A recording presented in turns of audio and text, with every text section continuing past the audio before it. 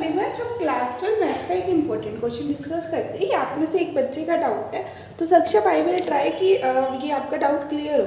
उससे पहले एक बात, आप प्रैक्टिस क्वेश्चंस के लिए पूछ रहे हो, तो आप एक बात बताओ, आपने प्रीवियस 10 ईयर्स के पेपर कर चुके हो क्या? मतलब 2012 तक के मैथ्स के पेपर आप कर चुके हो क्या? अगर नहीं किए तो आप पहले वो करो, ठीक है ना। अगर आपको वो पेपर्स नहीं मिलते तो मैं आपको प्रोवाइड कर दूँगी, मतलब मैं बता दूँगी कि वो पेपर्स आपको इजीली फ्री में कैसे मिल जाएंगे, ठीक है। तो आप पहले वो 10 ईयर्स के पेपर पक्के करो, इनकेस आपने नहीं किए तो, ठीक है। हो सकता है कि आपका पैटर्न चेंज हो गया हो, जैसे कि हमारे टाइम में MCQ क्वेश्चन इंट्रोड्यूस किए गए थे। मैं 2021 बैच की स्टूडेंट हूँ, ठीक है। तो जैसे MCQ है, वो MCQ कहाँ से बन के आ रहे हैं? जो पिछले पेपर्स में 1 वर्ड थे। मतलब अगर आप प्रीवियस 10 ईयर्स के पेपर इजीली कर सकते हो ना, तो आपको ये आइडिया तो हो जाएगा कि आप बोर्ड का पेपर तो निकाल लोगे आराम से, ठीक है। अगर आप कर चुके हो तो मैं आपको कुछ सैम्पल पेपर शेयर कर दूँगी, ठीक है। लेकिन मेरे पास पुराने पैटर्न के सैम्पल पेपर है, इसलिए मैं आपके साथ शेयर नहीं कर रही, ठीक है। तो आप मुझे बता देना कि आपने अगर प्रीवियस 10 ईयर्स की करती है तो ठीक है। तो मैं क्वेश्चन देखते हैं। देखो, हमें क्या है, ए 3x3 मैट्रिक्स गिवन है जिसके सारे एलिमेंट्स 1 के इक्वल है, ठीक है। हमें क्या प्रूव करना है? A raise to the power n, इसको हमें 3x3 की मैट्रिक्स से प्रूव करनी है, मतलब 3 raise to the power n-1 इसके सारे एलिमेंट्स हैं। इसको कैसे सॉल्व करेंगे? देखो, इसको हम प्रूव करेंगे बाय मैथमेटिकल इंडक्शन से करेंगे। हमने क्लास 11th में पढ़ा हुआ है, मतलब हम n=1 के लिए प्रूव करेंगे, फिर हम n=k के लिए लेट करके चलेंगे, मतलब और n=k+1। और अगर n=k+1 के लिए हम सेम रिजल्ट प्रूव कर पाते हैं तो हम ये चीज़ प्रूव कराएंगे। तो सबसे पहले क्या करते हैं, देखो हम क्या करते हैं, एक बार गिवन टू प्रूफ ये सब लिखते हैं। अब बेसिकली गिवन क्या है हमें? गिवन है हमें ए की value will be equal to, इसके सारे एलिमेंट्स किसके इक्वल है? 1 1, मतलब 3x3 की मैट्रिक्स है और सारे एलिमेंट्स 1 के इक्वल है, ठीक है। हमें प्रूफ क्या करना है? To proof we have to prove कि a raise to the power n। मुझे पता है मेरी वीडियो के पीछे बहुत साउंड लगती है, मैं थोड़ी, मतलब मैं अभी एटमॉस्फेयर फिलहाल क्रिएट नहीं कर सकती कि पिन ड्रॉप साइलेंस हो, but I will try my best, ठीक है ना। तो 3 raise to the power n-1, 3 raise to the power n-1, 3 raise to the power n-1, again सारे एलिमेंट्स को यही रखते हैं।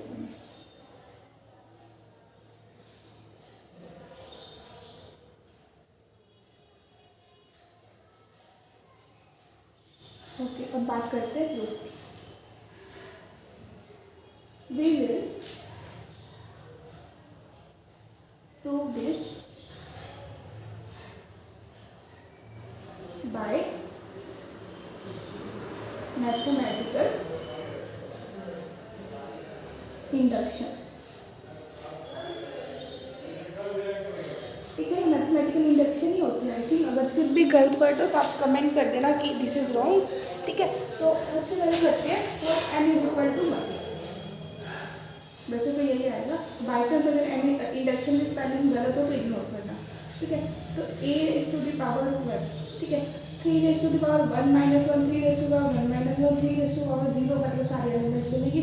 और किसी भी चीज़ की अगर पावर हम 0 करते हैं तो दैट रिजल्ट्स इन 1, यानी कि एक बार आप ये स्टेप ये लिख देना कि 3 raise to the power 1-1, something like this.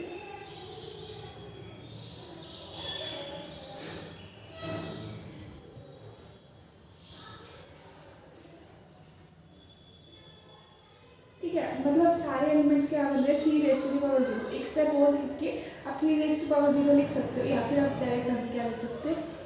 1 1 1 1 1 1 1 1। So the result is true for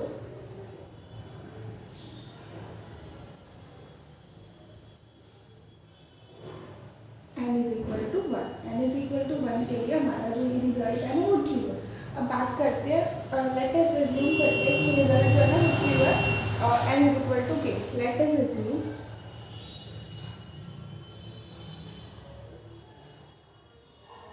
that this result is true for n=k। अब n=k, that means a raise to the power K will be equal to N की जगह यहाँ पे के put कर दो, यानी कि 3 raise to the power K minus 1, 3 raise to the power K minus 1, 3 raise to the power K minus 1 और एलिमेंट्स भी 3 raise to the power K minus 1। इसको थोड़ा सा खुला लिख लेना आप एग्जाम में, मैं स्पेस देना भूल गई हूँ। और एक चीज़ हो, जब आप बोर्ड का पेपर अटेम्प्ट करोगे ना तो मिनिमम हर क्वेश्चन के बाद 2 लाइनों का स्पेस तो देना ही देना, ठीक है। और सबसे पहले वो क्वेश्चंस करना जिसमें ना आपको मतलब 100% श्योरिटी हो, क्योंकि बोर्ड एग्जामिनर को नहीं पता कि आप क्लास के टॉपर थे या फिर आप क्लास के सबसे डल बच्चे थे, उसको नहीं पता। तो आपको इस तरह से दिखाना है कि आपको सब कुछ आता है। शुरू में तो सिर्फ वही क्वेश्चन करना जो आपको सबसे अच्छे से आते हैं, जिसमें आपको 1% भी डाउट नहीं है, ठीक है। तो अब हमने क्या करना है, वी विल प्रूव, यहाँ तक हम कर रहे थे, we shall prove that result is true for n is equal to 1।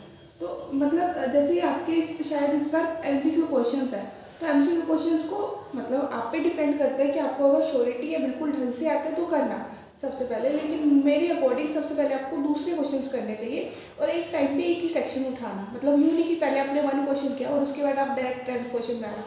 Examiner को बिल्कुल भी इरिटेट मत करना, ठीक है ना। मुझे लगता है शायद आपने 10th में एग्जाम्स नहीं दिए होंगे कोरोना की वजह से, मैंने भी सेम बैच में थी, मैं 12th में नहीं दिए थे, ठीक है। जब आप लोगों ने 10th में एग्जाम नहीं दिए ना, तब मैंने भी 12th में नहीं दिए थे।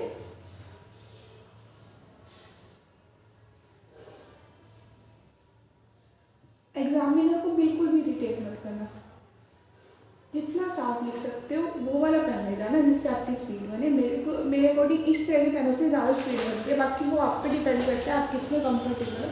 तो हमें बेसिकली क्या शो करना है, a raise to the power k+1 को, मतलब जब हम n को रिप्लेस करेंगे k+1 से तो क्या होगा, देखो 3 raise to the power k+1 -1, यानी कि अल्टीमेटली आंसर क्या हमारा 3 raise to the power k, 3 raise to the power k, 3 raise to the power k, 3 raise to the power k, ठीक है, 3 raise to the power k, 3 raise to the power k। और similarly हमें ये prove करना, we have to prove this, ठीक है ना। तो सबसे पहले ना हम क्या करते हैं, राइट हैंड साइड को उठाते हैं। राइट हैंड साइड का मतलब क्या होगा, a raise to the power k +1 है ना, तो a raise to the power k into में a, ठीक है। इन दोनों की वैल्यू हमें पता है, तो पुट कर दो। चाहे हम इसको वैसे तो इसको कैसे लिखते हैं, एक ही बात है, चाहे आप इसको a को आगे लिख दो, a raise to the power k को बाद में लिख दो, तो एक ही बात होती है, आपको बता रखते हैं। तो इसकी value a raise to the power k की क्या है, k-1, 3 raise to the power k-1, 3 raise to the power k-1। Examiner को क्लियर दिखना चाहिए कि ये 4th क्वेश्चन और ये 5th क्वेश्चन है। आप बिल्कुल मतलब वो इजीली बोर्ड में स्कोर करना इतनी बड़ी बात नहीं है। अगर आपकी राइटिंग बुरी है ना तो भी इजीली आप स्कोर कर सकते हो।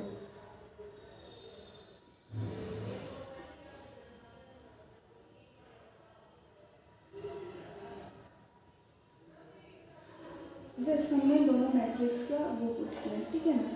अब देखो ये क्या बनेगा, फर्स्ट रो की फर्स्ट कॉलम के साथ मल्टीप्लाई करेंगे तो 3 raise to the power k-1 plus 3 raise to the power k-1 plus 3 raise to the power k-1, मतलब हम अल्टीमेटली क्या देख सकते हैं, 3 इंटू में 3 raise to the power k-1। Same row है, सेम कॉलम्स है, दोनों में मतलब सेम रिजल्ट बाकी में मिलेगा। आप चाहे चेक करके देख लेना, raise to the power 3 into में k-1, ठीक है। सिमिलरली आप बाकी एलिमेंट्स लिख सकते हो, फिर भी एकदम मैं थोड़ा सा साफ में लिख ली। एग्जाम में इस तरह से मत लिखना, मैं आपको रफली करके दिखा रही हूँ क्वेश्चन कैसे करना है। बाकी सेक्शन जो आपने मुझे सैम्पल पेपर भेजा था ना, उसमें मैंने ध्यान से तो नहीं देखा, लेकिन आपकी जो प्रेजेंटेशन है ना वो मुझे बहुत अच्छी लगी। लेकिन एक चीज़ जो है, मैं आपको वैसे तो उसके लिए सेपरेट वीडियो बनाऊँगी, बहुत जल्दी अब वीडियो आएगी, मैं जल्दी से जल्दी ट्राई करूँगी। लेकिन उसमें ना अपने ग्राफ को पेन से ड्रॉ कर रखा है, तो एग्जाम में वो गलती मत करना। हालांकि अगर आपका ग्राफ अगर ठीक है बिल्कुल, तो पेन से एग्जामिनर की हिम्मत नहीं है कि वो गलत कर दे, लेकिन बस वो थोड़ा सा इंप्रेसिव नहीं लगता। बाकी आपका एग्ज़ाम बिल्कुल नीट एंड क्लीन था। आपने मुझे लगता है कि वो 3 घंटे का लाइन लगा के ही किया होगा। तो इसी तरह से अगर आपको समझो प्रैक्टिस करना है उसी तरीके से करना, ठीक है। तो अब क्या होगा, 3 raise to the power 1 plus में k प्लस -1, यानी कि क्या मिल रहा है 3 raise to the power k। और यही चीज़ हमें प्रूव करनी है। मतलब हमारा जो रिजल्ट है वो ठीक है। हमने n=1 के लिए लेके चले, n=k को n=1 को हमने प्रूव करके दिखाया, n=k को हमने लेट करके चले और k+1 को हमने प्रूव कर दिया। So the result is 2। Thank you so much for watching my video. Thank you. I hope your doubt will be clear.